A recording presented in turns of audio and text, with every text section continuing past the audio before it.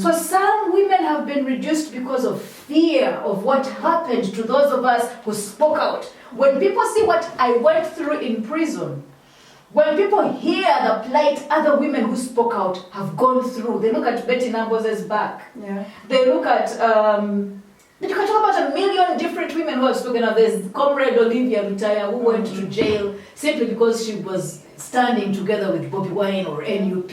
The women who have had to suffer because they're speaking out. Part of what the dictatorship does is to use them as an example in order to act as deterrents to other women. So that they are There's fear. People say, I'm a mother, I have 3 children. Stella has left her children at home. Yeah. So there's silencing, but there's also loss of jobs.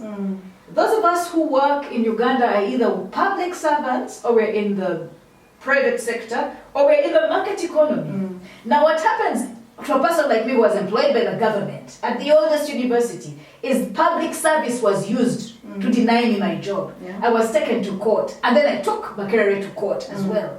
It didn't matter that I won in court. It did not matter. Yeah. I still cannot go back to Makerere as long as the system does not change. Women who are in the business sector,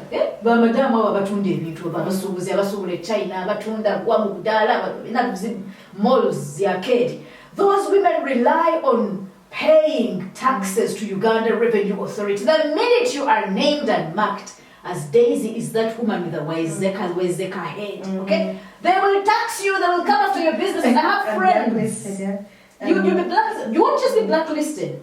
The taxes will go higher. Yeah. Your goods will be impounded. Business partners will start withdrawing.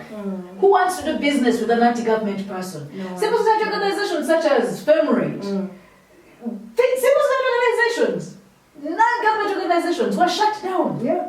Okay? Women's organizing has been paralyzed because the government is actively aware and engaged in subduing the power of women. So on Mother's Day, I think for me, one of the things I'd like to do with our conversation is to call out motherhood and call out women and call out daughters and call out sisters and call out wives. Abantu mama Janeti, omuzimu oguba kutegubate.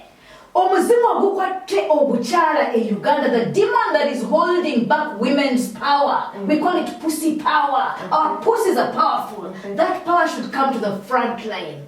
We should refuse to fear, because many times, even in the Bible, when nations were afraid, it took an Esther, it took a Rachel, it took a Deborah, it took even Delilah who cut off Samson's hair, even Jezebel. We need wicked women and holy women and vulgar women and polite women to come back to the front line and do what we're supposed to do as women. We are healers, we are builders, we are lovers, we are nurturers, we can speak peace, we can also speak war.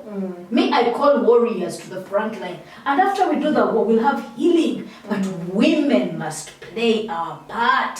Because when God created man, he said, it's not good that man should be alone. And God made us from the rib. Me, I'm not from a rib. Maybe I came from two ribs. But my point is, those who are religious and think we must be submissive as women, God has a role for us to play as well. Our cultures, I'm Uganda. What ethnic tribe are you? I am a Mugisu. You're a Mugisu.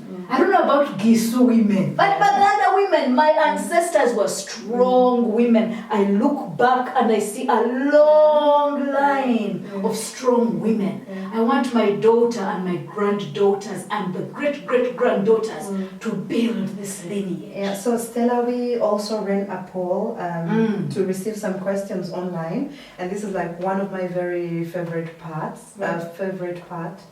We have Nanchi from Facebook who asks, how have you managed to raise your children without their father? What advice would you give a single mother on how to raise them into happy and loving children? I raised my children on love. I conceived my children in love. I was married to their father when I had all the 3 of them. I married in a Muslim, in a mosque in Gambia, a small village called Esau. And one of the things that matter for me is, as a mother, in spite whether I was rich or poor, that love prevailed. Yeah. If I love my children, there are things I will not allow to happen.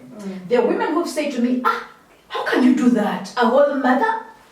How can she say those words? A whole mother? But I say those words. I fight every day because I have a daughter.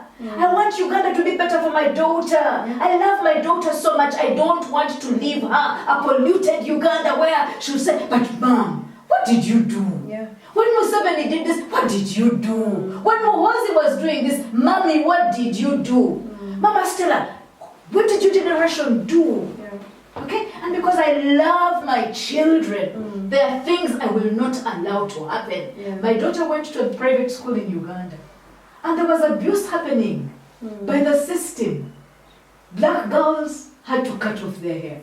Indian and white girls were allowed to grow their hair. Structural racism. And for me in P1, immediately I was like, how? So I come in into the school with Baraka.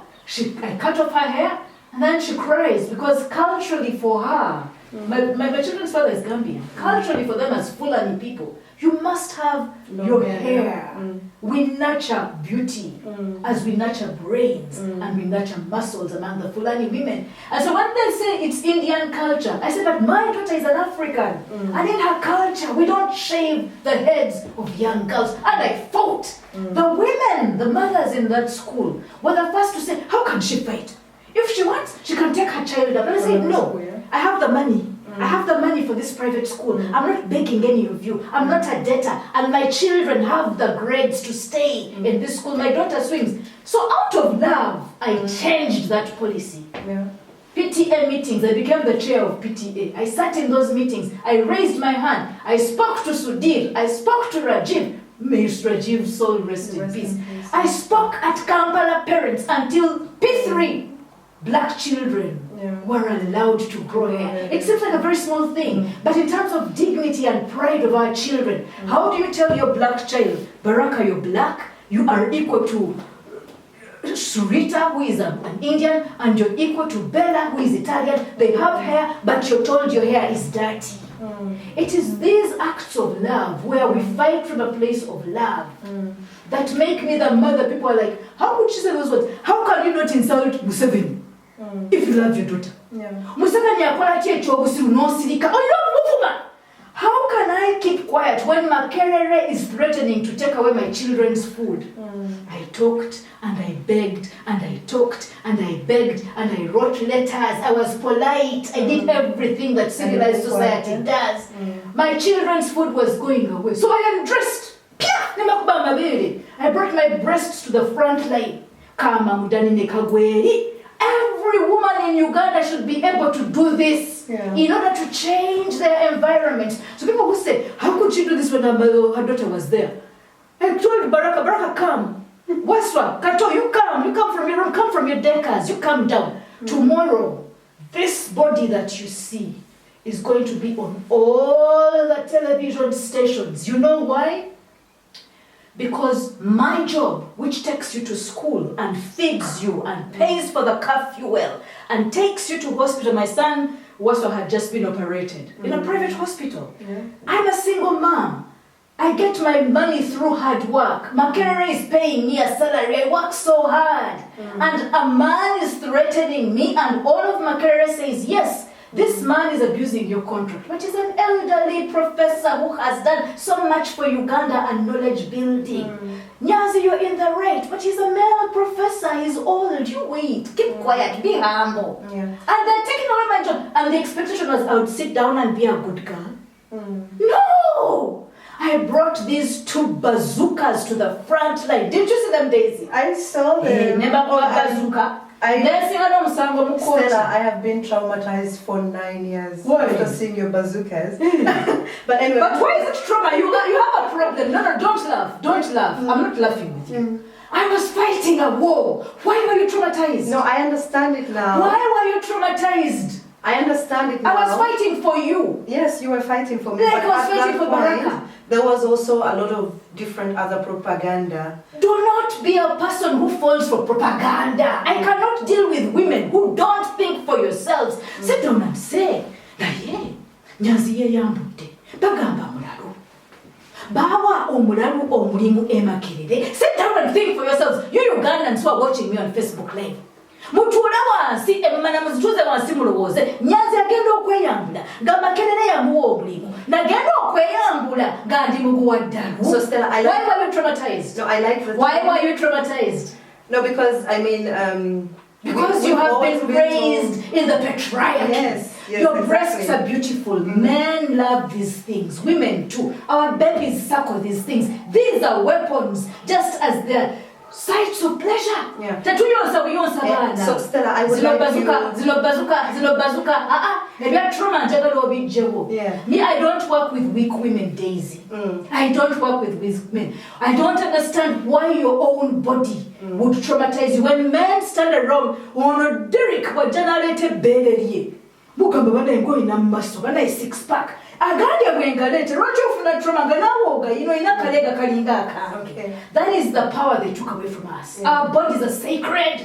Do not be traumatized because you're believing the narrative of men. I like Mother's Day, our breasts give us the name Mama Regular. I like that you have opened up this whole conversation about our bodies and sexuality and everything. Now, Stella, this was one of my favorite questions What did from it say? online. It said, you have fought for Uganda, you have gone to prison, and you are also willing to die for everything that you believe in. And do you see yourself as Uganda's first female president at some point in the future? I think that the person who says I fought for Uganda imagines that I am not part of Uganda. I was fighting for myself. I say to you, when I was fighting Museveni, it was for my children.